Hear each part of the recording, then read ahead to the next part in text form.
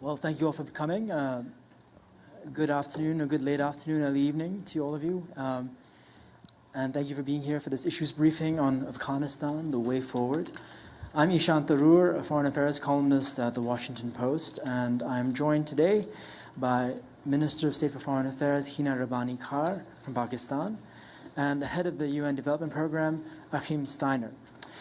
And without any lengthy preamble, I think we should really get into it. Obviously, we are all acutely aware of what happened in Afghanistan last year, a collapse that gripped the global imagination and our news media, but then has swiftly receded from the headlines amid all sorts of other crises, not least the war in Ukraine. But of course, a genuine crisis endures, and we're going to talk through what's happening there, along with perhaps getting some insights on how to work or engage the current political dispensation in Kabul. So I'd like to begin, Mr. Steiner, you were recently in Afghanistan in March.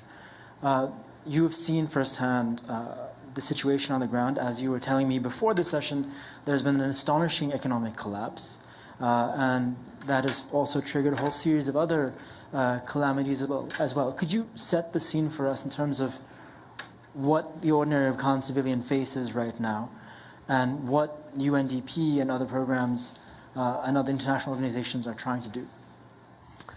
Thank you, Ishan, and great pleasure to be here with Minister Khan also. And let me perhaps begin with where was Afghanistan just before August of last year? It was a developing country, insecure, but with a negotiated exit and handover to the Taliban envisaged. So I think the first thing is that what was meant to be a structured and orderly handover, then, as we all learned, turned out to be a very chaotic and sudden departure plus takeover. But the country before that was a country that over 20 years had essentially tried to invest in both a securitization, a political project, and a development project. And I think perhaps I want to begin by saying, well, clearly, neither on the security nor on the political project can it be considered a success, because clearly it did not deliver on it.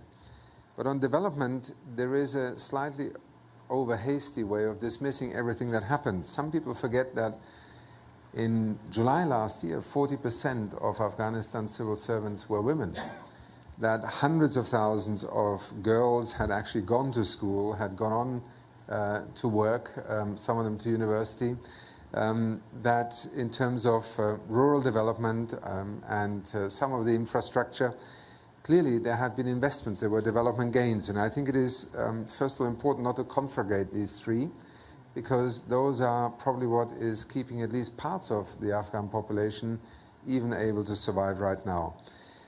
But the public budget was 75% funded by the international community.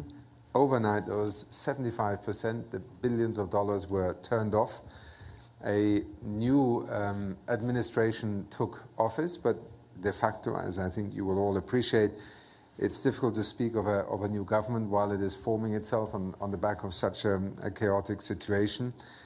And what we have seen really is an almost unprecedented implosion of an economy.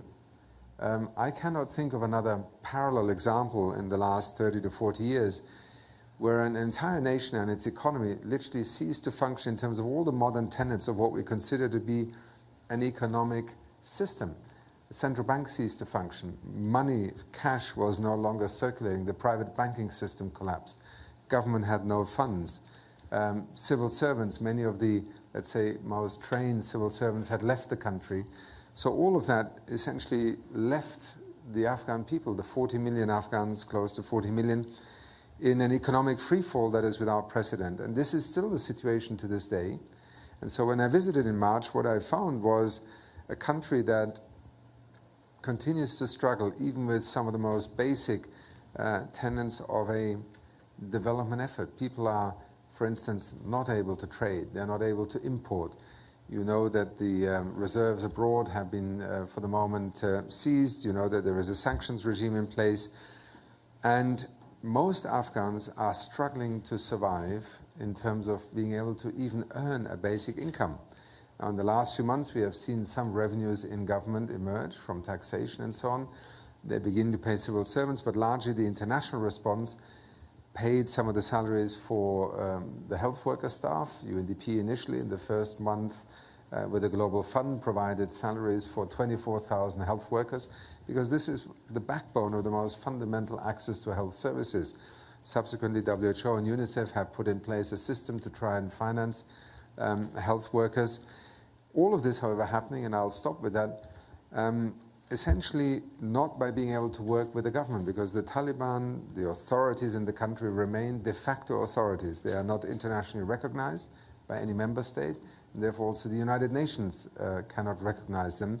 And so we're essentially engaged in a, let's say, form of cooperation without recognition, and trying to make the best possible for an increasingly desperate Afghan population. I use the term increasingly desperate Afghan population very deliberately.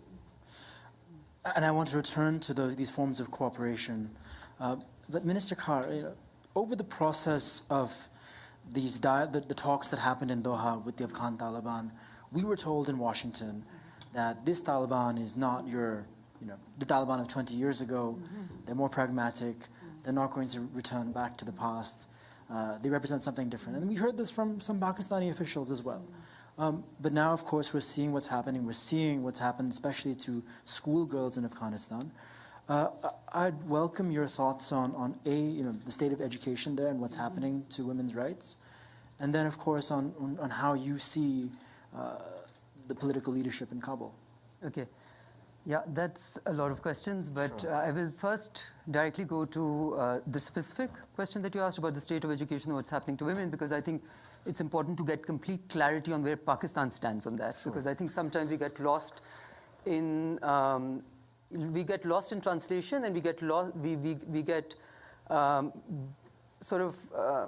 judged upon having to deal with the compulsions of geography. Because unlike many other countries, Pakistan cannot pick itself up and just migrate or just leave. We have 2,600 kilometers of a border, an active border with Afghanistan. So it's a state-to-state relations, and as I said, compulsions of geography. However, on the question of girls and women, now let me take you to where Pakistan is and what Pakistan is. Pakistan is a country which has perhaps highest representation of women in parliament, comparable to the Nordic countries. Pakistan is a country which has had a woman prime minister, Mohtarama Benazir Bhutto, a woman speaker of National Assembly, constitutional post, a woman foreign minister, a woman state bank governor. Women are in the banks. Women are obviously getting educated. Women are an equal part of Pakistani lives. Now, when a country like ours see across the border something like this happening, we absolutely cannot condone it, and we absolutely do not. We feel threatened by this, perhaps much more than someone sitting in New York or Washington, D.C. or London, because it has things like this permeate through the border. Extremism, extremist thoughts, extremist mindset permeates through the border, as we've seen in the past, and finds itself somewhere or the other. And as you may know, there are many takers of extremism in countries, or in all countries. So we are obviously very threatened by this type of a mindset being just across the border. Now, to the bigger problem of where did this come from? Now, the shocking part was, of course, on how quickly the Afghan government, the Ghani government fell, and how quickly the Ashraf Ghani himself fled, right? However, I am surprised if the world would be shocked at that the regime that did take over. How did they take over? And I will tell you the answer to that. The enabling factor, if you look at one single enabling factor for that, it was the 2020, what was considered to be a peace negotiation, but turned out to be a withdrawal agreement. So there are many, perhaps, wrongs that we can point to. But strategically speaking, if there is something that went fundamentally wrong, it was the conversion of what was supposed to be a peace negotiation into a withdrawal agreement, right? In which you're actually interacting with them even to the extent of who will you issue visas to, who will you issue passports to. So you're already accepting in 2020 that the takeover or their place in government in a largish way is coming. And from then onwards, I think what has been, as a neighbor, exceptionally distressful to us is that both the incoming regime and the international community leaves us wanting in its reaction. Okay, when Mr. Steiner talked about the collapse of the economy, allow me to say that in some ways it seems like internationally, because of having a value system, we have enabled, at the behest of, or with the explanation of why our value system doesn't allow us to say, to deal with a country which has such a regime that we were okay with dealing with in 2020 and doing an agreement with, we have enabled the collapse, the absolute collapse of the Afghan economy by holding on to some of the reserves. You're specifically talking about what the Biden administration chose to do. Absolutely. I cannot give any explanation to that because, generally it is considered that in order to appease our conscience, we should try and get as many people out of Afghanistan as possible. My question is how many? 180,000? 200,000? 1 million? What about the 39 million which are left? Are they left to die and be in their own devices? And that reminds me of these interesting conversations that I keep on happening. And, this delegation from the European Parliament who said, Minister, you would understand, we absolutely, our conscience and our principles will not allow us to deal with Afghanistan as it is, because we care about women's education and girls' education. And I said to them, and you would therefore have them starve because principally you believe that they must get educated, right? And as I said, compulsions of geography will not allow us to have that possibility. And of course, when it comes to the regime itself, we heard very happy words, okay? I mean, post 15th August, whatever was coming out of Doha was as if everything had changed. And we find out, and even at that time I said, let's wait for this is a good talk, but let's wait for the walk. And so what is really happening is that there is a bit of brinkmanship, if you allow me to take a few steps back, from both sides, from what I would consider the international community largely, enabling their collapse is not smart, okay? Who will go and fix it? Then again, we are not learning our lessons from history. So from the international community, it is the messaging is wrong, and therefore we will in some ways enable the collapse by the economic decisions that we've taken. And from the regime, it seems to me that there is fence-sitting and brinkmanship as, they are not assisting us, so now we will ensure that we will do worse to our own population. So in many ways, it's unexplainable. But what we have, and I would like to perhaps end with this, but I think we have all shown that none of us have been able to learn any lessons from history. And as someone, as a country, as a state which shares 2,600 kilometers border with Afghanistan, which has really suffered from not 2 years or even 20 years, we are talking 40 years. We're talking post-Soviet Union invasion, and then the reaction of the world, and then putting in the Mujahideen, then plugging out. You have the option of plugging out. By you, I mean broadly international community. Now, what we are left to do is to pick up the pieces, both how the minds have been polluted with extremism, the situation that has been created on the ground, its impact on us. So, as I said, whether you call it revenge of geography, you call it compulsion of geography, and then we are held to be in this very uncomfortable place of holding the brief. We don't hold any brief for them. I mean, they are quite opposed or opposite of the value system that Pakistan wants to propagate. And frankly speaking, the value system that the state of Pakistan currently has fully espoused through its constitution. I want to get back to you, Mr. Steiner, but I have to stick with this. These are some of the figures in power in Kabul now, in the top ranks of the Afghan Taliban, are known entities to the Pakistani state. They had shelter in Pakistan. Mm-hmm.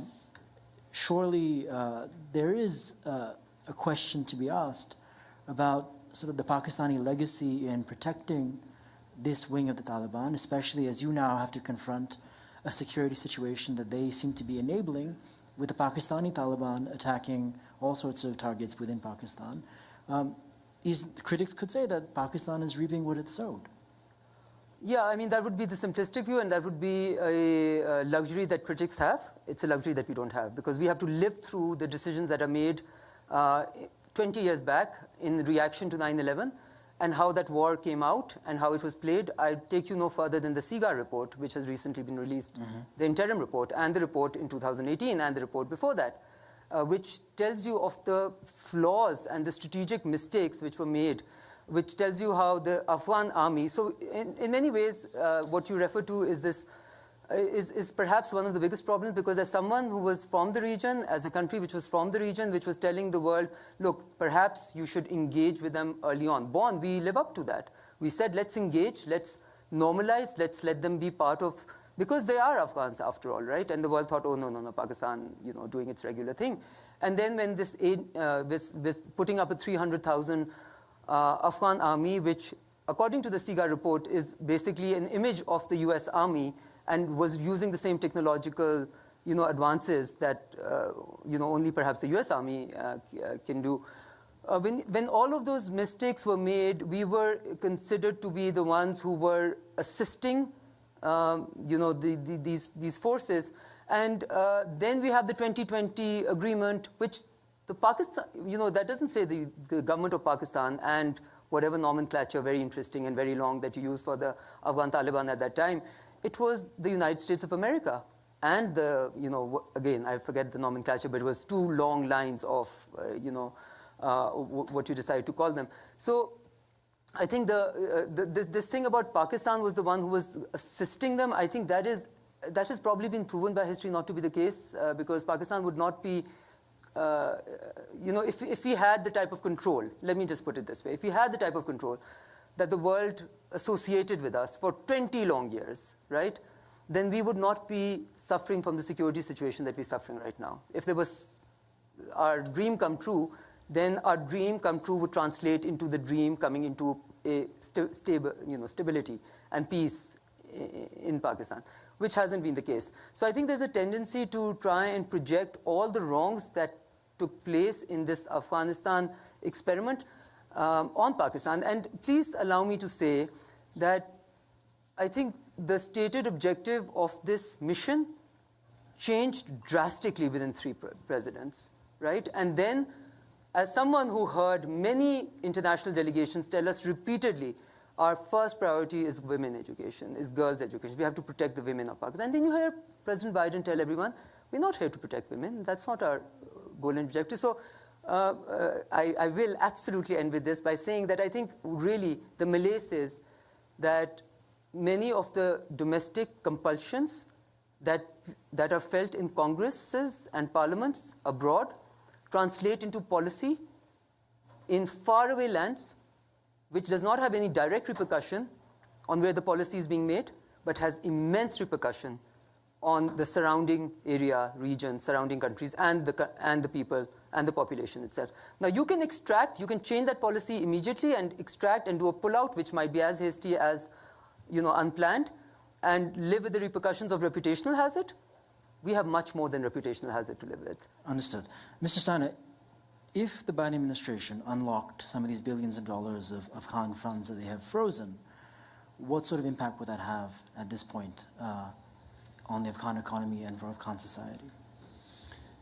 Well, putting aside for a moment of how one would do this and how the money would, in a Sure. sense, flow back to Afghanistan, I think there is no doubt that if these funds were injected into stabilizing Afghanistan's economy, if these funds were then become available to re-establish a working financial system, including a private financing and banking system, then clearly it would have a significant impact. Because right now you have to imagine you're living in a country where essentially much of the institutional functioning of a government has initially ceased from local to national level.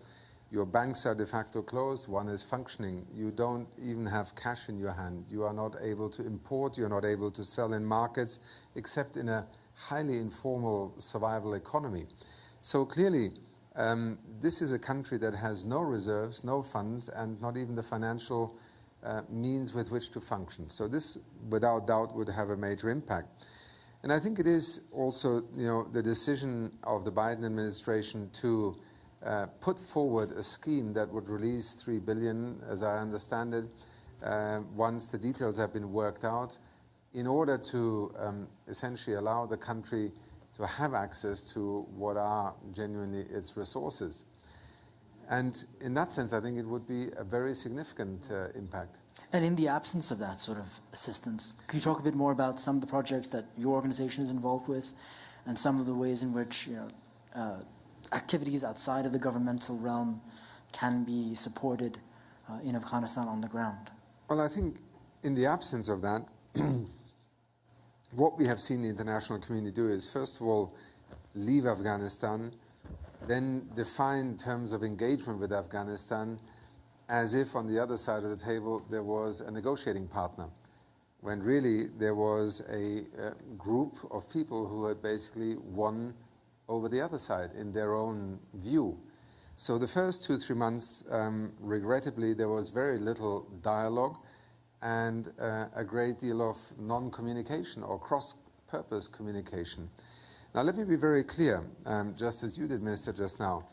The United Nations, starting with the Secretary General, the General Assembly, us as individual agencies, we are unequivocal about the fundamental human rights that we expect a country like Afghanistan to uphold and to respect. And that includes unequivocally the right of girls to attend educational institutions, and not just primary school, but also secondary school, their ability to pursue careers, to go to university.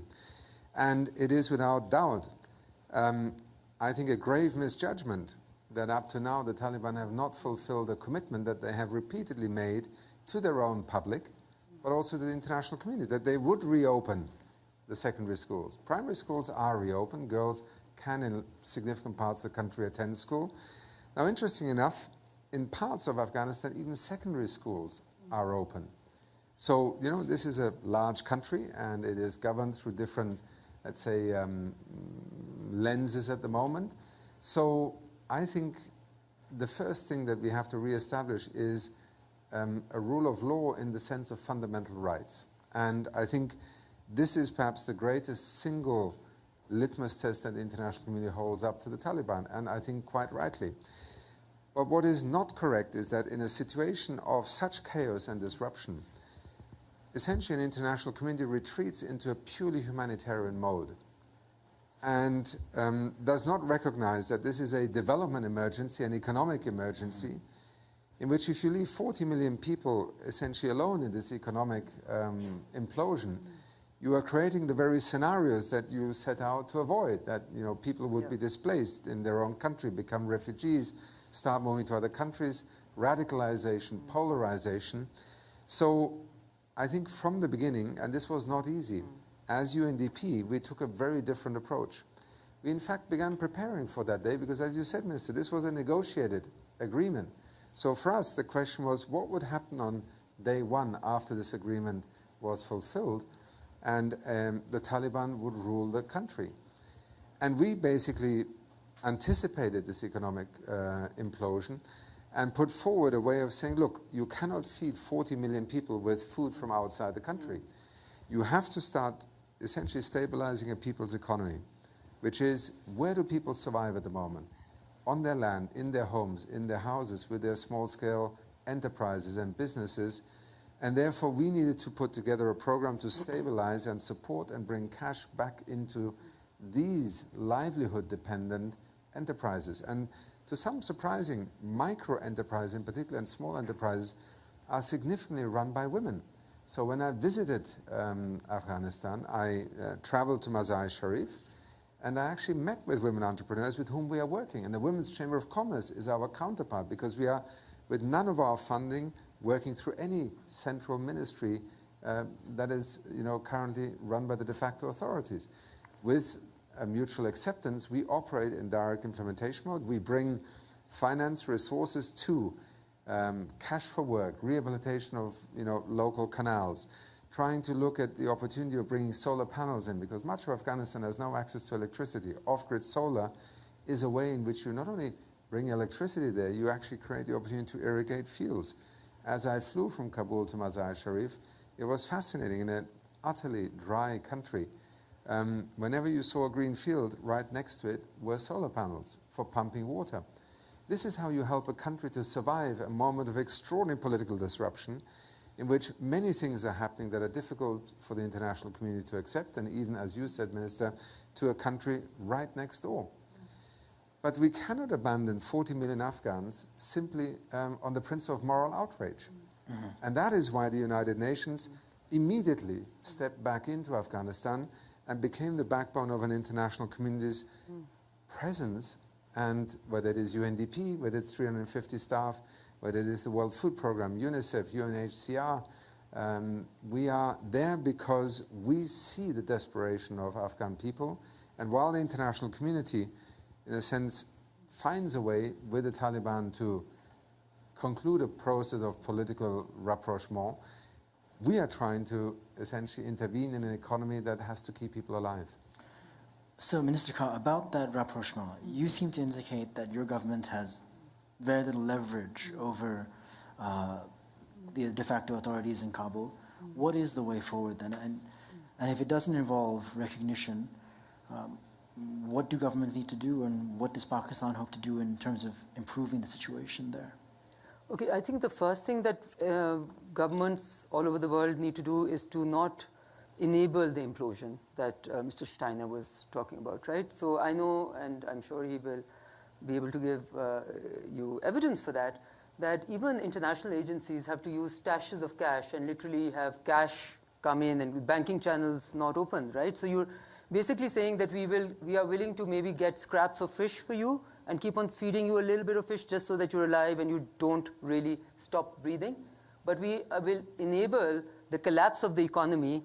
So if there are any low-hanging fruits, such as perhaps trade, Afghanistan could potentially become the hub that it was once meant to become. And that if there's any scope for small enterprise, anyone can do anything. There will be no banking channel. There will be nothing that anyone can do, right? So just as a first, stop enabling the collapse would be a good thing that we can all perhaps contribute to. Now, this other thing about using this moral outrage to try and get solutions is a little bit difficult, and eventually the problem remains what it was during the last 20 years also, that we all rely on each other. And what is Pakistan saying? What is the US saying? What is London saying? What is Germany saying, right? And not what are the Afghans saying. And this whole peace negotiation, because the intra-Afghan dialogue, which was supposed to precede the withdrawal agreement or the peace agreement between the United States of America and the Afghan Taliban, did not precede it. It did not precede, right? So that, I think, was strategically, if you look back, perhaps one of the biggest reasons. So what options are we left to deal with? I mean, we, as I said, have to always, because of the compulsions of geography, have a pragmatic approach where we are a state which cannot change our geography, and we do not like the values that they espouse to. They are, frankly speaking, dangerous for our polity, for our country, for not only the women and the men, for peace, stability, but you want to ensure that the implosion doesn't happen in a way that the impact of it is even worse. So there are no easy answers. I would say enable the economy would be a responsibility that we all have. It's not a matter of choice. Spending $1 trillion on a 20-year adventure and then freezing their $10 billion reserves doesn't sound very smart to me, right? So I think it's important that we create the circumstances for the Afghans to be able to rebuild whatever. And the negotiations will have to happen between the Afghans. And I'm less worried about the signs or the messages the Taliban are sending to the international community by not opening schools, and more worried about the signs and the messages that they're sending to their own people and to their own women and to their own girls. And what type of a projection of a society are they?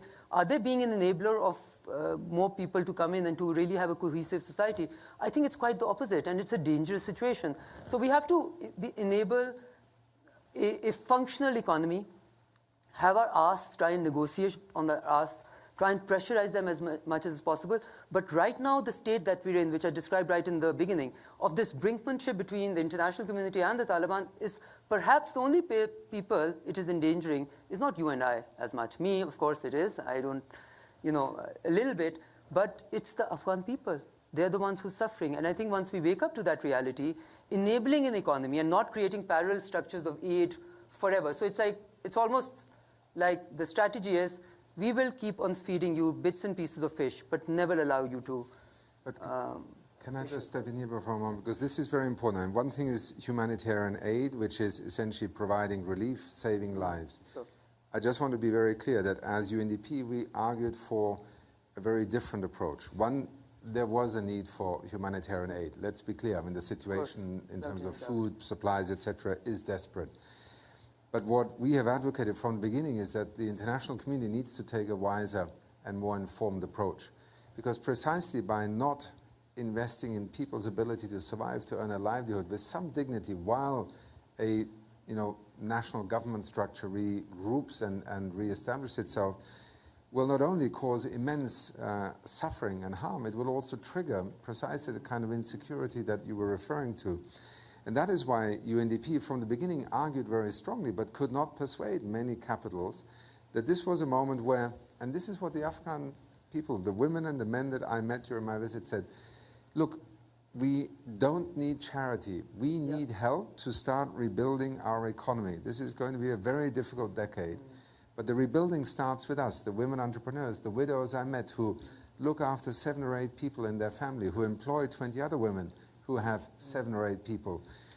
You know, it takes so little money to enable them to restart their micro business. It takes so little money compared to what was spent before in a security approach to bring electricity to remote villages so that this most fundamental driver of development can actually enable people to survive. You know, people survive despite dysfunctional governments, and this is a situation where people are in survival mode. And while a government is reconstituting itself, we need to, with wisdom and foresight, invest here, not because we are aligned in any way in terms of politics, but it is in part also a responsibility, because you can't turn your back after 20 years and say, well, this is not our problem anymore. First of all, it will come back to bite you. Yeah.